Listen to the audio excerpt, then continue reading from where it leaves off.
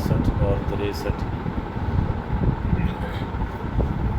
میں نے عرض کیا تھا کہ سورت کی ابتدائی 80 آیات اس موقع پر نازل ہوئی تھی جب نجران کے علاقے سے عیسائیوں کا ایک وفد آیا تھا رسول اللہ صلی اللہ علیہ وسلم کے پاس۔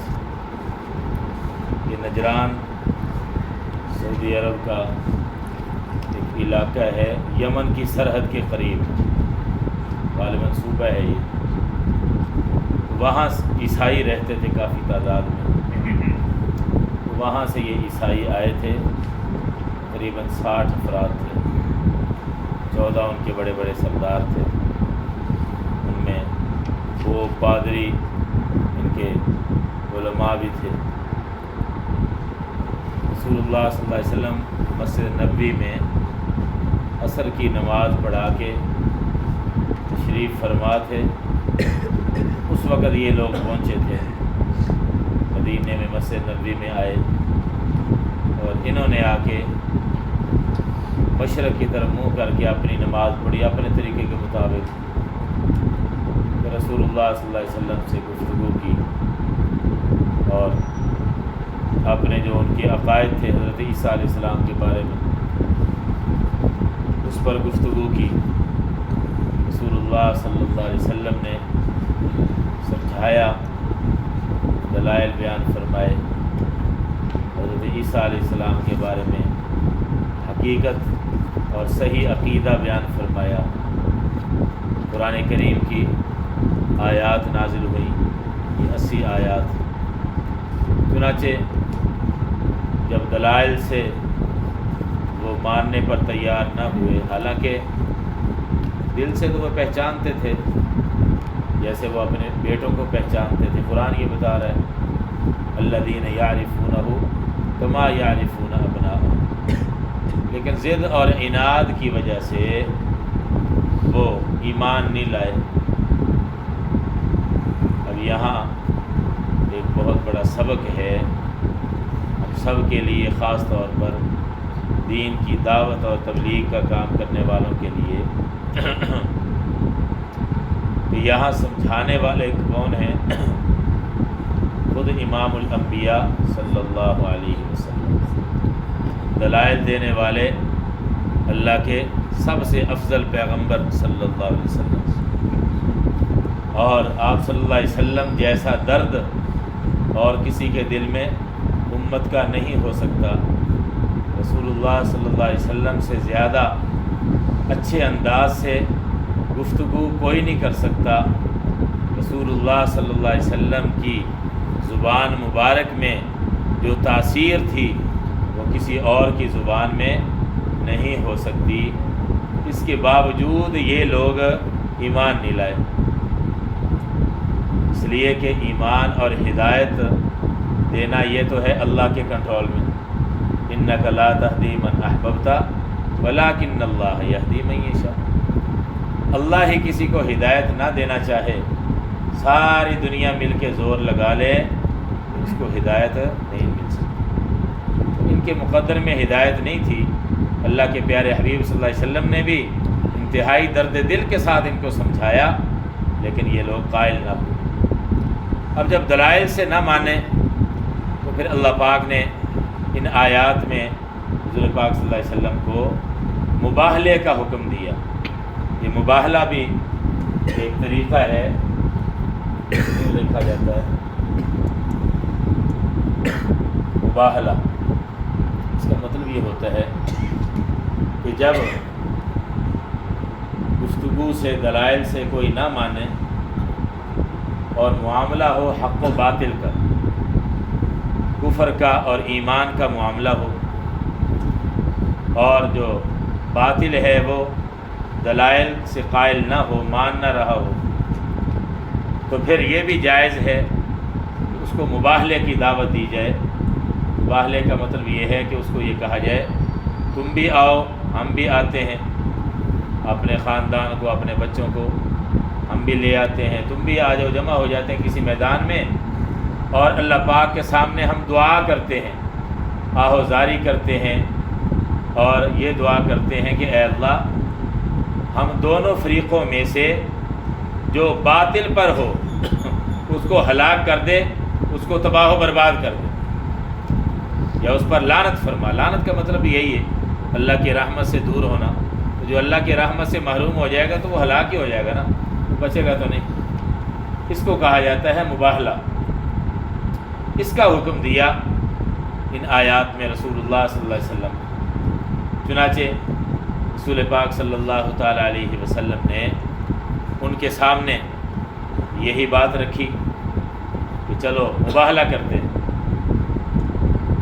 یہاں یہ بات بھی ذہن میں رکھ لیں، آج بھی اب بھی مباہلے کی اجازت ہے، لیکن معاملہ حق و باطل کا ہونا چاہیے، کفر اسلام کا معاملہ ہو۔ یہ نہیں ہے کہ ان فروعی مسائل میں مباہلے کے چیلنج دیتے پھریں، جیسے آج کل شعلہ بیان اور جذباتی لوگ کرتے ہیں۔ فروعی مسائل ہیں، حالانکہ ان میں قطعی اور یقینی فیصلہ یہاں دنیا میں نہیں کیا جا سکتا، اجتہادی مسائل ہیں۔ یہ اختلافی مسائل جو ہیں کہ نماز کے بارے میں اور دوسرے فروعی مسائل ہیں اجتہادی، اس میں مختلف مسالک ہیں فقہا کے۔ ایک فقیہ یہ کہتا ہے کہ یوں عمل کرنا درست ہے، دوسرا کہتا ہے نہیں، اس کے برعکس عمل کرنا درست ہے۔ اور یہ اجتہادی مسائل ہیں، فروعی مسائل، قطعی طور پر ان کے بارے میں کچھ نہیں کہا جا سکتا۔ تو ان فروعی اور غیر قطعی مسائل میں یہ مباہلہ نہیں ہوتا۔ مباہلہ کس میں ہوگا؟ کفر اور اسلام کا اگر معاملہ ہے، حق و باطل کا اگر معاملہ ہے، اس میں مباہلہ ہوگا۔ وہ آج بھی جائز ہے، مباہلے کی اجازت ہے۔ چنانچہ رسول اللہ صلی اللہ علیہ وسلم نے ان کو یہ مباہلے کی دعوت دی، فرمایا آؤ مباہلہ کے لیے۔ انہوں نے کہا جی ہم مشورہ کرتے ہیں۔ مشورے کا وقت مانگا، غور و فکر کیا، پھر آپس میں جب جمع ہوئے کہنے لگے دیکھو تمہیں پتہ ہے کہ یہ سچے نبی ہیں، جو بھی سچے نبی کے ساتھ مباہلہ کرتا ہے تو وہ بچ نہیں سکتا، تو ہماری تو تباہی ہو جائے گی، نیست و نابود ہو جائیں گے اگر ہم نے مباہلہ کر لیا۔ اس لیے ایسا نہ کرنا، مباہلے کا چیلنج قبول نہ کرنا، بس ویسے صلح کر لو، جزیہ دینے پر تیار ہو جاؤ، ٹیکس دینے پر تیار ہو جاؤ، صلح کر کے معاہدہ کر لو صلح کا۔ چنانچہ رسول اللہ صلی اللہ تعالیٰ علیہ وسلم جب اگلے دن باہر تشریف لائے تو حضرت حسین رضی اللہ تعالیٰ عنہ کو اٹھا رکھا تھا، چھوٹے بچے تھے یہ، اور حضرت حسن رضی اللہ تعالیٰ عنہ ان کی انگلی پکڑی ہوئی تھی، وہ بھی ساتھ تھے۔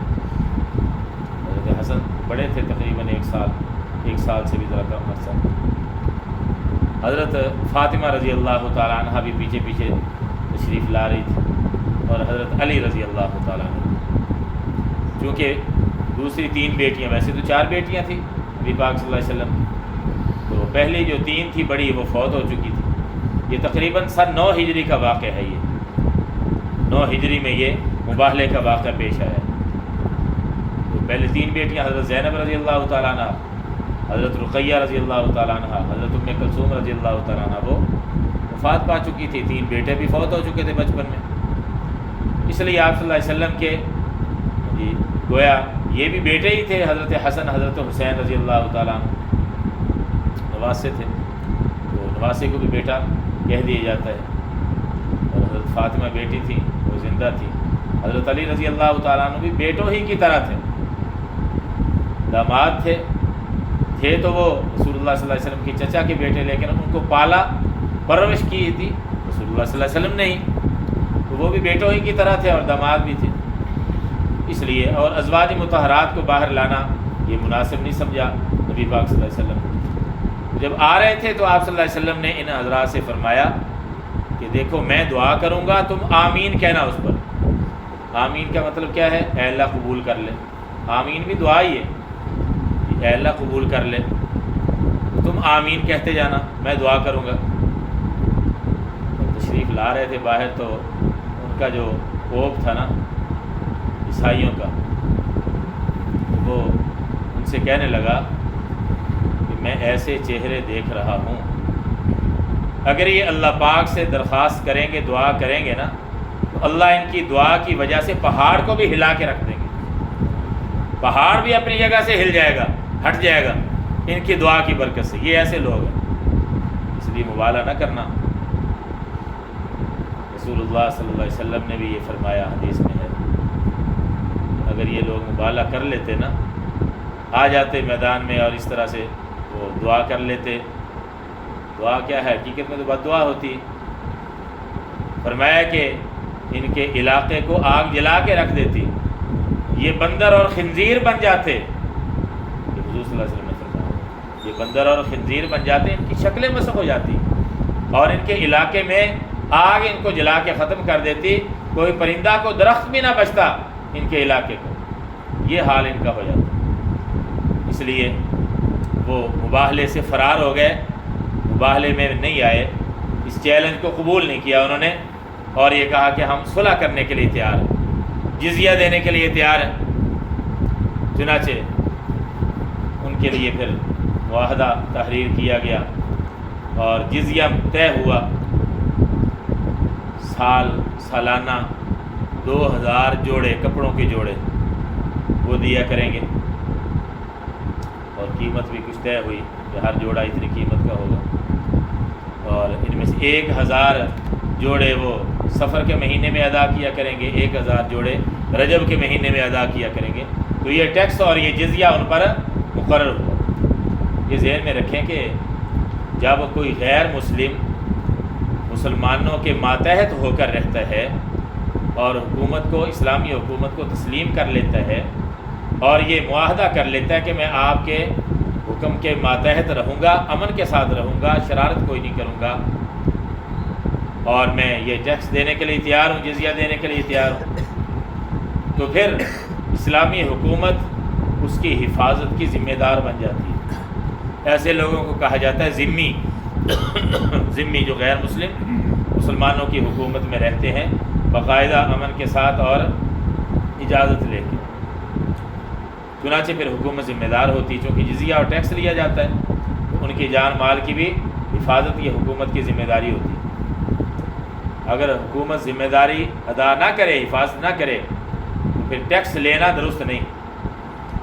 چنانچہ حضرت ابو عبیدہ بن جراح رضی اللہ تعالیٰ عنہ، انہوں نے ایک دفعہ عراق میں اپنے مجاہدین کو، اپنے فوجیوں کو یہ خط بھیج دیا تھا کہ ہم چونکہ روم کے ساتھ جنگ کے اندر مشغول ہیں، لہذا ہم عراق کے لوگوں کی اور وہاں کے جو رہنے والے ذمی ہیں، ہم ان کی حفاظت اچھے طریقے سے دیانتداری کے ساتھ نہیں کر سکیں گے، لہذا ان کو جزیہ واپس کر دو۔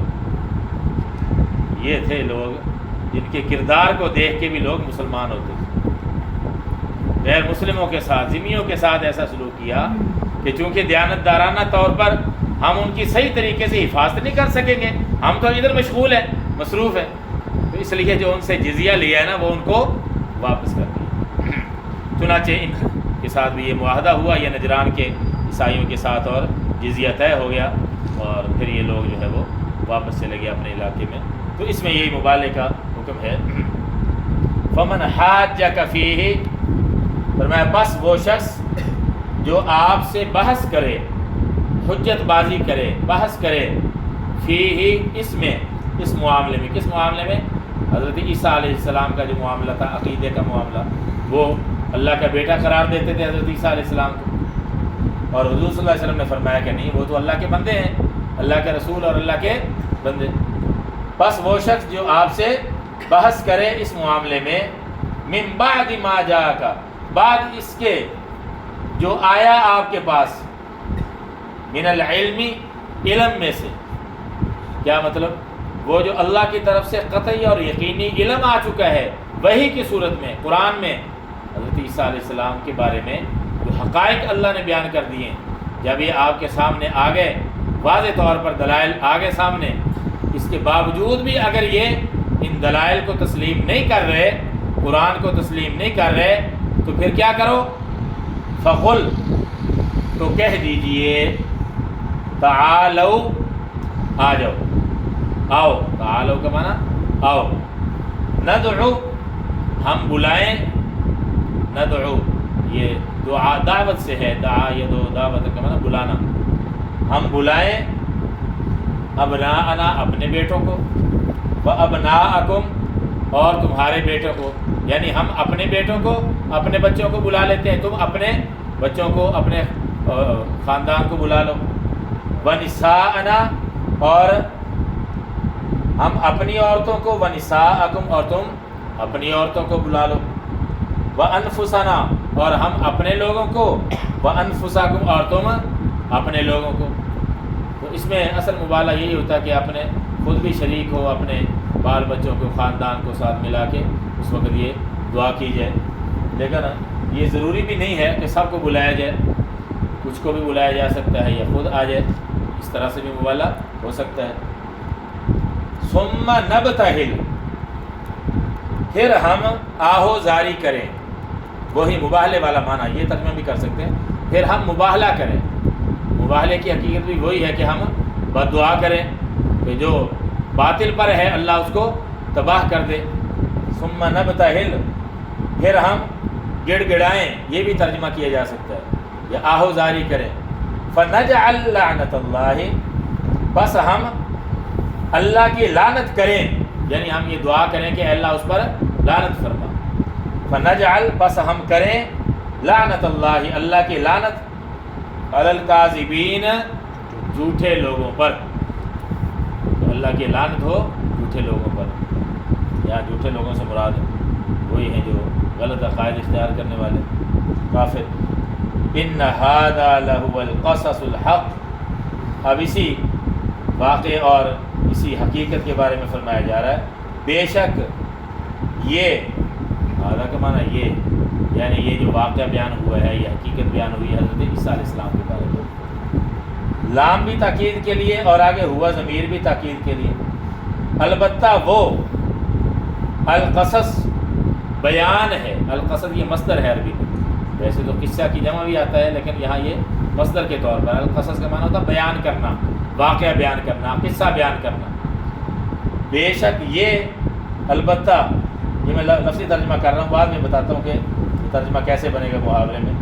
بے شک یہ البتہ وہ بیان ہے برحق، تو یہ چونکہ تاکید والے الفاظ ہیں تو یوں ترجمہ کر لیے جائے، بے شک یہی سچا بیان ہے، بے شک یہی سچا بیان ہے، اس کے علاوہ اور جو کچھ بھی کہتے ہیں، چاہے یہودی کہتے ہوں چاہے عیسائی کہتے ہوں، وہ سب جھوٹ ہے، وہ حق کے خلاف ہے، بے شک یہی سچا بیان ہے، یعنی جو قرآن نے بیان کیا۔